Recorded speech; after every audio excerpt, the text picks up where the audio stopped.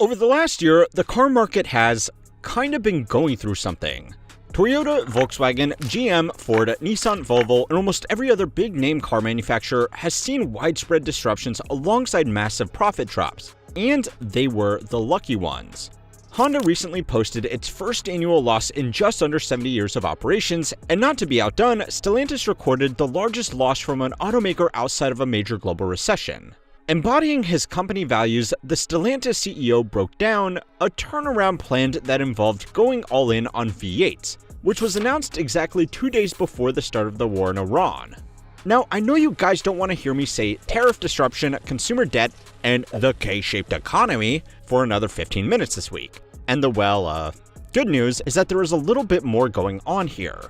Even at the top end of the market, Porsche saw its profits drop by 99%, encouraging them to sell off the ultra-premium Bugatti brand Land Rover, and the artist formerly known as Jaguar also saw profit fall by 99%, and even the king of the K, Ferrari themselves, have seen their shares decline by around 30% since the last time we covered the car market on this channel just 6 months ago.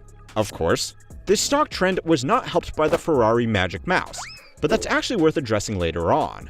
For now, I know you might all be getting some schadenfreude seeing these companies start to struggle after taking advantage of accommodating economic conditions to screw consumers for the past 5 years. But like always, it's important to understand what is actually happening behind the scenes in these companies to see how it is going to impact you. An auto company with facilities here in Indiana tonight is reporting losses of $2.7 billion.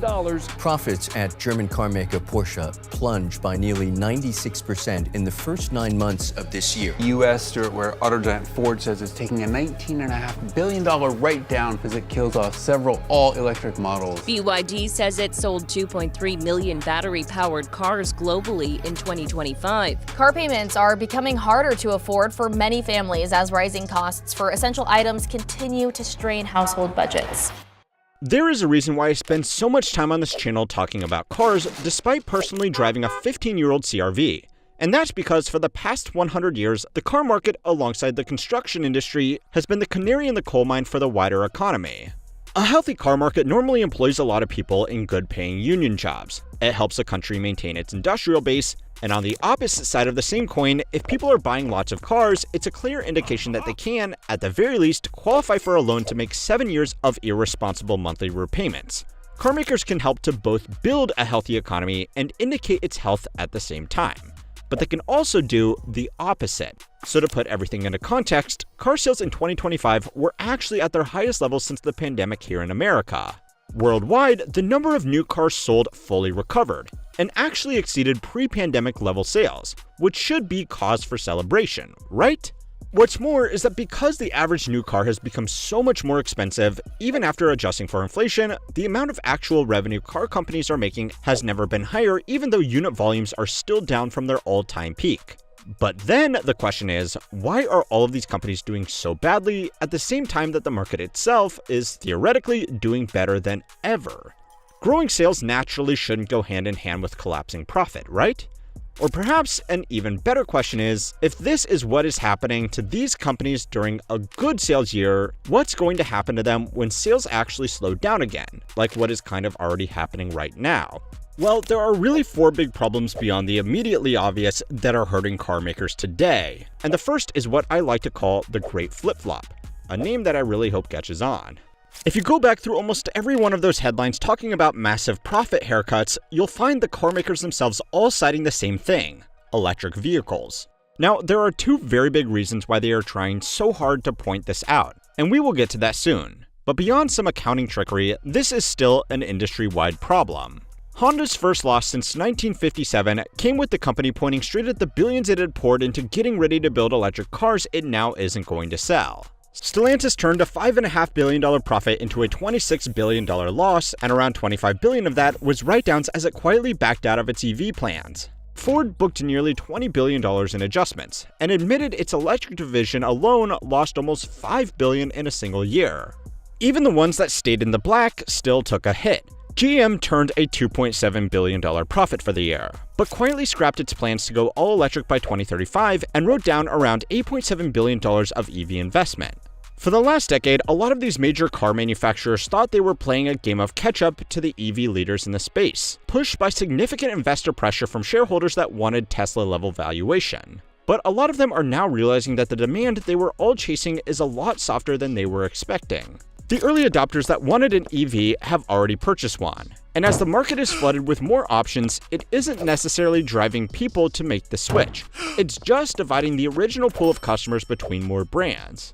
According to research from Cox Automotive, even existing EV owners are considering a switch back to internal combustion engine or hybrid vehicles. Across the entire industry, outside of the purely electric automakers, most companies have been quietly rolling back their bold projections that they would be a purely EV automaker within a decade. In America in particular, this has been accelerated by a cutdown in EV credits and, well, up until recently, some pretty cheap gas that made it a lot easier to keep the canyon narrow on the road. So the industry as a whole has seen where this is going, and they are all announcing major resets on their EV strategy. Now, to be completely fair and put this back into context, part of that rethinking process is rethinking all of the book value they assigned to the tooling and research that went into developing EV platforms and building the plants to produce them. A plant that was supposed to stamp out 1 million electric F-150s a year is just worth a lot more than one that is only producing 10,000 in reality. A lot of the companies that have announced those 99% profit drops are really just taking this year to readjust their balance sheet and record a loss, because they know everybody else in the industry is doing the same thing, so they won't look quite as bad. They are kind of like the zebra crossing the river. They know they need to do it, and they know there are angry shareholders in the water, but if they all do it at the same time, it's much less likely that they will be singled out. Now, on the other hand, I know this makes it all sound like nothing but an accounting illusion. But behind all of this, there is still a serious problem. These write-downs still represent real money that companies piled into a technology and capital infrastructure that they thought would be the future and generate them substantial returns, but turned out just to be underutilized and rapidly depreciating, which is probably an important lesson to keep in mind for no other reason in particular.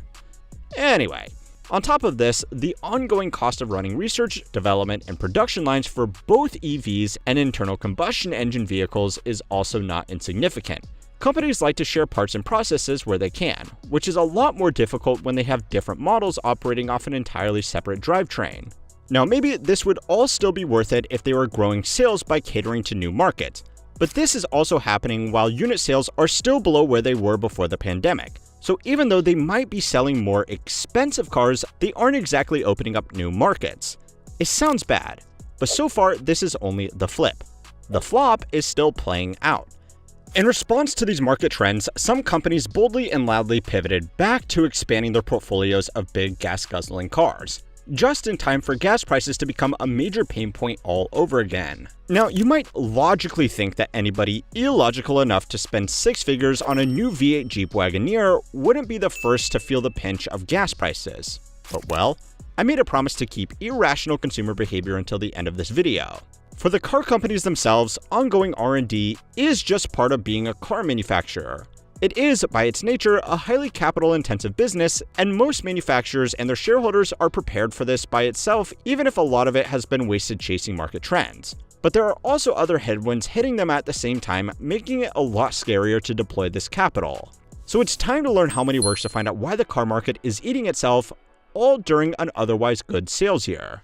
This video is sponsored by Monarch. Monarch is a private, ad-free personal finance platform that brings all your accounts into one clean dashboard. It automatically tracks your spending and net worth and helps you stay financially aligned without juggling spreadsheets. Instead of just showing where your money went, Monarch makes it easy to see the full financial picture, make smart adjustments, and make progress towards your goals with confidence. Plus, with bank-level encryption and read-only access, it is secure, and thousands of users have given it a 4.9-star rating. I started using Monarch for my monthly budget check-ins, and it has been a game-changer. All my accounts, cards, loans, and investments sync from over 13,000 institutions into one beautiful view on web or mobile, saving me time hopping between apps.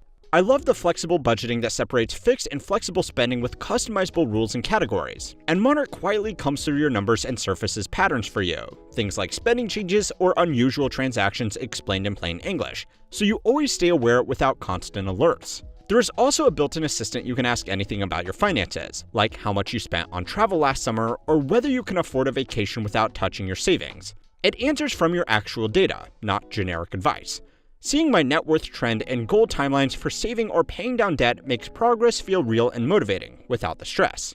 Try Monarch yourself. Start your free trial, then scan the QR code on screen or use code HMW50 for 50% off your first year.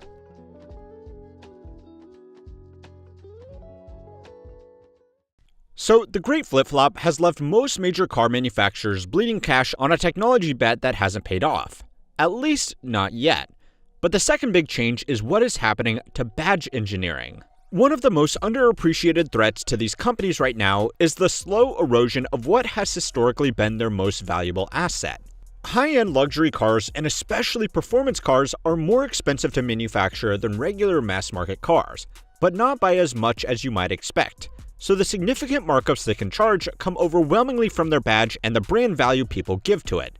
The margins on cars from Porsche, Ferrari, JLR, and up until recently Tesla were huge. Porsche's operating margin was sitting around 19% in 2024. Ferrari has enjoyed unit margins of over 50% on most of their models, meaning that for every car they sell, they are making a unit profit of almost $250,000.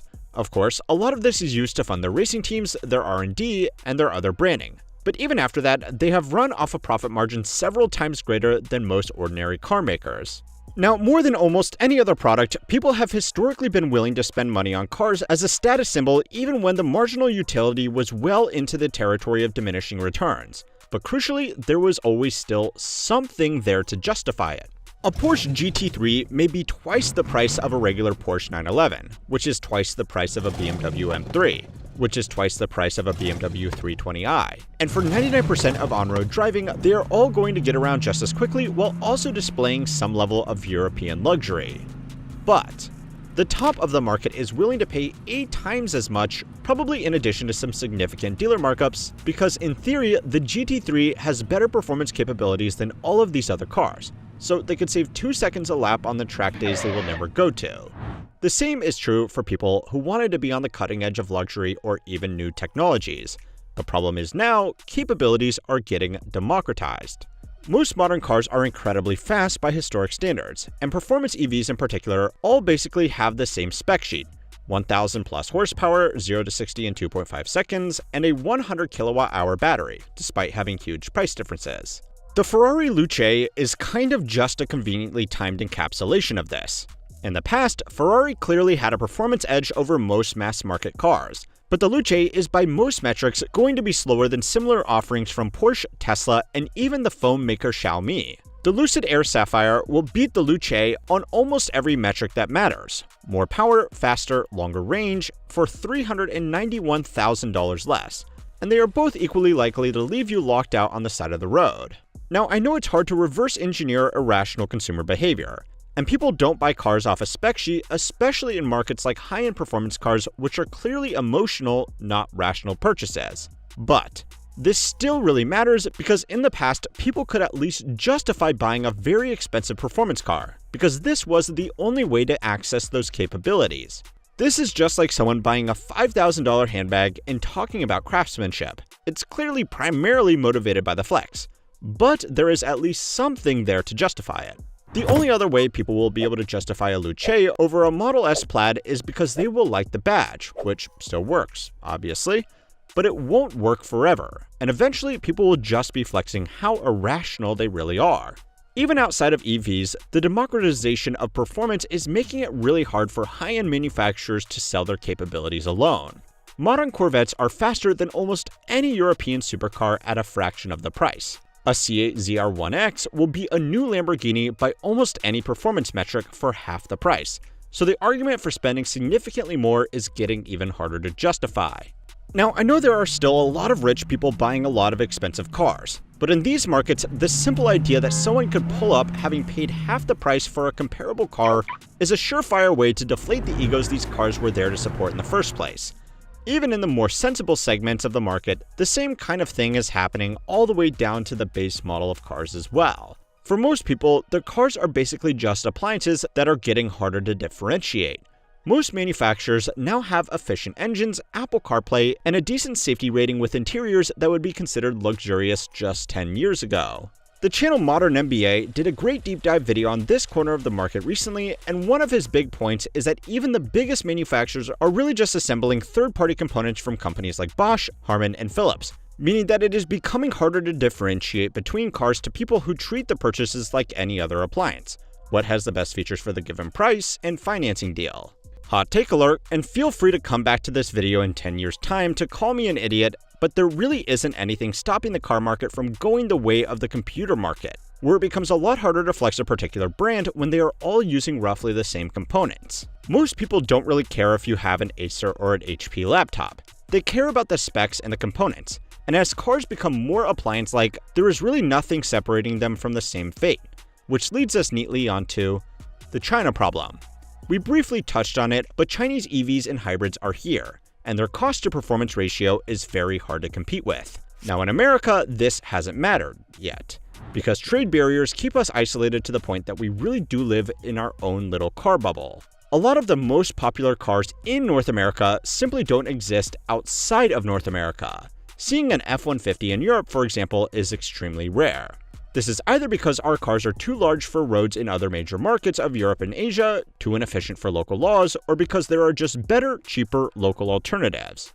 Now that's typically been fine, for us at least, because the USA is such a large market that even foreign automakers set up operations here to get inside the bubble. But there are a lot of manufacturers, particularly those from Europe and Japan, that depend far more heavily on exporting cars beyond their home country. And for a long time, the single largest and fastest growing market was China itself. European automakers in particular enjoyed several years of selling high-end cars to status-driven consumers in the rapidly developing Chinese economy. And for most of that time, they really didn't have any competition, because locally produced Chinese cars were almost embarrassingly cheap, poorly engineered, lacking in features, and most importantly, they couldn't compete with the status of the European luxury brands. But that has clearly changed. Even despite being largely protected from Chinese competition on their home turf, European automakers have run into a serious problem trying to sell their cars into China, because local alternatives are now far more competitive. Xiaomi, a company that didn't even have a car division 5 years ago, delivered over 400,000 vehicles in its first full year of making cars, and the base model outsold the Tesla Model 3 in China in 2025. And on the point of badge engineering again, a Porsche Taycan is still more of a status symbol than a Xiaomi SU7, despite looking almost identical. But in some cases, that's actually working against the European automakers. Just like Americans like to buy American cars, a level of nationalism is pushing some Chinese consumers to buy Chinese cars. Even before considering their exports, the rise of Chinese automakers have hurt the incumbent players that are losing one of their most valuable markets. But well, it would also be irresponsible not to include their exports, because they are coming. According to data from the Rodian Group, China exported over 1 million vehicles to the EU in 2025, accounting for around 6 to 7% of the market. And in early 2026, those exports accelerated by 62% year-on-year. BYD alone delivered 2.6 million vehicles last year, commanding roughly 20% of the global EV market. Australia is actually a really interesting case study here, because they are a nice little guinea pig for the larger American market given some important similarities. Big roads, consumers with strong purchasing power, and a surface-level cultural similarity to America. But because they no longer have a local car industry, Chinese manufacturers are treated the same as every other manufacturer, and they are dominating because of their cost competitiveness. Now, of course, there is the argument that China has subsidized these auto manufacturers to make them as competitive as they are today through co-investment and vertically integrated industrial planning. This is absolutely true, but it's also only fair to point out that American and European automakers are also the beneficiaries of generous government policy. And for what it's worth, China has also let a lot of their EV manufacturers fail. China has actually let more EV companies fail than America has had automakers in its entire history. We are now just seeing the ones that have actually survived. Now, all of these problems would be a serious threat to a healthy car market. But the fourth big problem is that over the next few years in particular, a wall of debt is likely to mean they are fighting for a smaller slice of a smaller pie. Now, we all know people are spending irresponsible money every month, so they can drive a car they can't reasonably afford. But there is one big piece of this that often gets ignored. We are about to hit peak refinance. The average transaction price for a new vehicle in America has gone from around $38,000 in 2019 to just under $49,000 today. And a lot of the car loans from the cheap money era are now expiring. Loans that were written when interest rates were near zero and monthly repayments were a lot more manageable. This means if people want to upgrade into a similar vehicle, they are going to be paying a higher interest rate on a higher base price, making deals significantly harder to do. According to data from LendingTree, the average monthly payment on a new vehicle hit $773 in the first quarter of 2026, and 1 in 5 buyers now commits to a payment of $1,000 or more each month. Of course, people will pay irresponsible amounts, but there are still fundamental limits to what loans can be given with any hope of repayment. Another underappreciated factor is that these financing realities are just making newer, more expensive vehicles harder to sell. Again, people will sign up for some pretty irresponsible lending if they see they are getting themselves into a better car. But as we saw earlier, car features that most people care about have pretty much plateaued while prices and interest rates have increased. Higher repayments for a downgrade, even if it is just the trim level, is a lot harder to get people excited about at a dealership negotiating table. The industry's, solution to this has basically been to just make the loans longer. Effective loan terms after refinancing now average over 90 months, or 7.5 years of repayment on a depreciating asset. In January 2026, the 60-day delinquency rate on subprime auto loans hit 6.9%, the highest level recorded in more than 3 decades of tracking. And roughly 31% of trade-ins towards new vehicles now carry negative equity, with the average underwater amount sitting at around $7,200. EVs in particular are now depreciating faster than their internal combustion engine equivalents, averaging around 58 to 59% depreciation over 5 years compared to roughly 45 to 46% for ICE. And beyond that, cars are statistically lasting longer too. So it's harder to make a new deal happen, while also easier to just keep driving the same vehicle for longer, which for what it's worth is exactly what people should be doing as long as it's still safe. People can't afford to trade up, and the cars they're sitting in are in many cases just as well equipped as anything they would be able to trade into with the same repayment. The final thing is that higher interest rates are also hurting manufacturers themselves, just as much as their customers. Most large auto manufacturers carry a lot of debt to finance their financing divisions, but also to fund their ongoing highly capital-intensive operation. Ford, for example, has closed $163 billion worth of debt on their books, with $22 billion of that being for their core business functions. Just the interest on that debt now accounts for as much as half of their free cash flow. Now, individually, these are all problems that car manufacturers are worried about, but together, it is a bit of a perfect storm. Companies are burning capital they are running out of for products their customers are struggling to afford in a market that is getting more competitive and harder to stand out in. It sounds bad, but it gets worse. This is just what has been happening recently. So if you want the full breakdown, go and watch this video next. And don't forget to like and subscribe to keep on learning how money works.